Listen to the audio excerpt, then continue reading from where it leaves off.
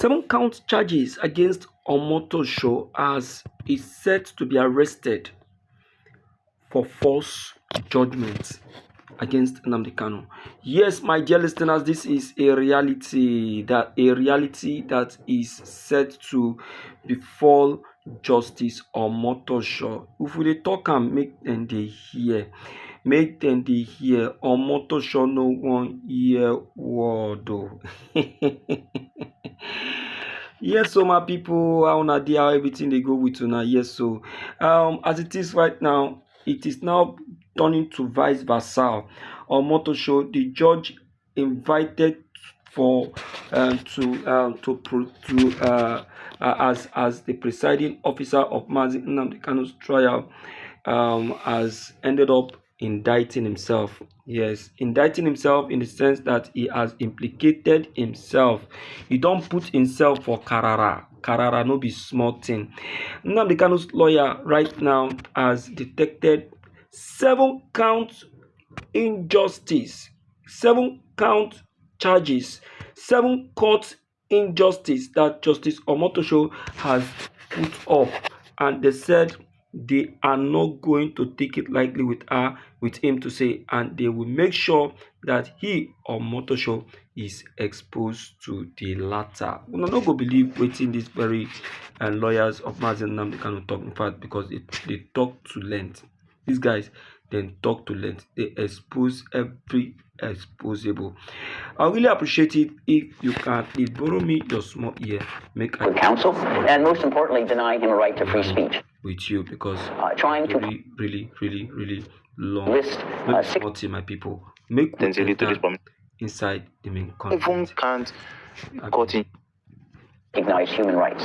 And all of these listed individuals have been engaged in persecution of Mazi Nnamdi Kanu for over 4 years, denying him a right to fair trial, denying him a right to freedom, denying him a right to speak with counsel, and most importantly, denying him a right to free speech, trying to punish him for peaceful advocacy of a time-honored justification for self-determination, most recently undertaken in South Sudan, for the Biafran people to decide whether they wish to chart their own destiny, as opposed to remaining in the Nigerian orbit. Remember that the Biafrans never did join Nigeria. There was never any vote for Biafrans to say, we want to be collectivized, as the British ordained in 1914. You don't need to secede from a company that you never joined in the first instance. And that's what Nnamdi Kanu's campaign is about, indeed the higher campaign from Biafrans. So this particular provision of the Global Magnitsky Act empowers the president to freeze all the assets and prohibit any travel to the United States of any person listed under the act, which means they would never travel to the United States. Many of them may have homes here, and they have stocks here. All of those be frozen. They couldn't do any business here ever. Moreover, the Magnitsky Act also is stigmatizing. It brands you as someone worthy of others who are listed, who are notorious criminals, the president of North Korea, and others that are household words for violating human rights.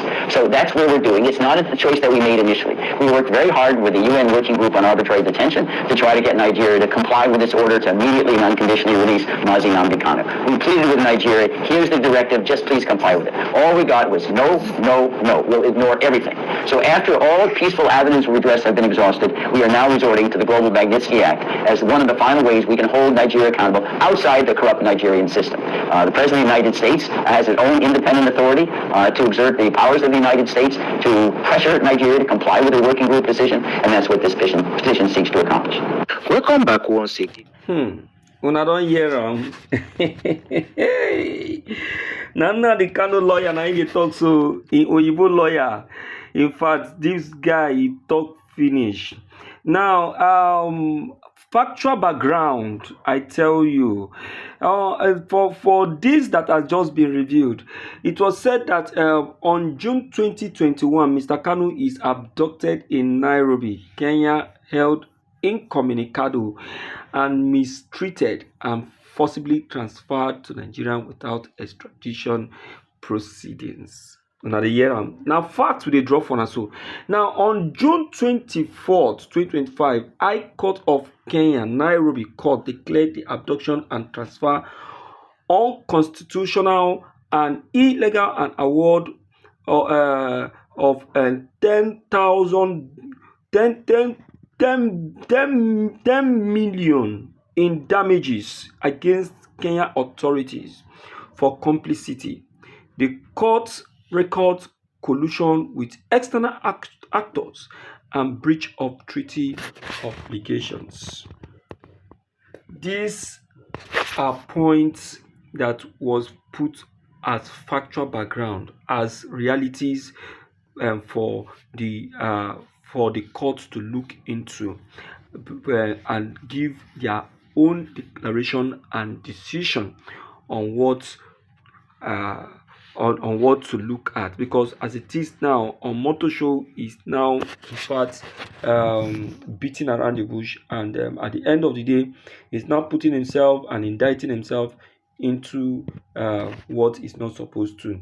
Well, everything being equal, I think Omotosho should be preparing himself, just like Justice Nyako also did, because I don't think that he is going to escape the wrath of the law. He that is a legal practitioner who knows the law, who understood the law, that's supposed to put things aright and do and say what he felt that is right, is still beating around the bush. Can someone please help me ask Omotosho, what is he still waiting for to pass the judgment? If not that he's still looking for a way or something that will make the federal government to say this is what Nnamdi Kanu did that has made them not to grant him freedom. But they have not been able to see anything. So what are we saying? So my dear listeners, please let's quickly hear from you, and then let's know what your take, what your idea, and what your thought about this actually is. Don't forget to like, subscribe, comment, and also send us messages to get updated each time we upload any new videos. Thank you.